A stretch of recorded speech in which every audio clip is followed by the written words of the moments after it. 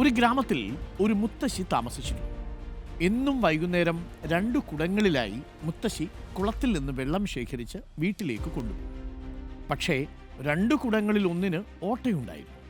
കുളത്തിൽ നിന്ന് വീട്ടിലെത്തുമ്പോൾ ഓട്ടക്കുടത്തിലെ വെള്ളം പകുതിയും ചോർന്നു പോകും. ഏതാണ്ട് 1 വർഷം കടന്നുപോയി. ഓട്ടക്കുടത്തിന് തന്നെക്കുറിച്ച് ഓർത്ത് നാണക്കേട് തോന്നി. മറ്റേ കുടം ഓട്ടക്കുടത്തെ കളിയാക്കാനും തുടങ്ങി.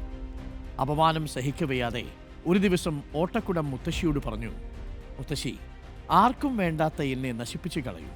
എന്തിനാണ് എന്നെ എല്ലാ ദിവസവും നിങ്ങൾ തോളിലേറ്റുന്നത്?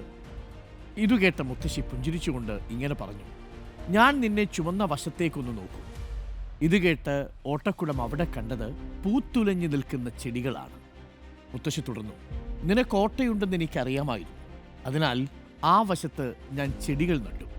ആ സുന്ദരമായ പൂന്തോട്ടത്തിന് കാരണം നീയാണ്.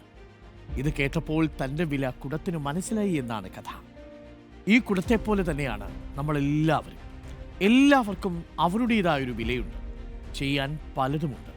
മനോഹരമായ പൂന്തോട്ടങ്ങൾ നിർമ്മിക്കാനുള്ള കഴിവും നമുക്കുണ്ട്. ചിലർ നിറകുടമാണെന്നങ്ങ് കരുതും. നിറകുടം കൊണ്ട് ഒരു പൂന്തോട്ടം ഉണ്ടാവില്ലെന്നും നിറകുടങ്ങൾ പലപ്പോഴും മരുഭൂമികൾ സൃഷ്ടിക്കുമെന്നുള്ളതും കഥയിലെ ഒരു ഉപപാഠം.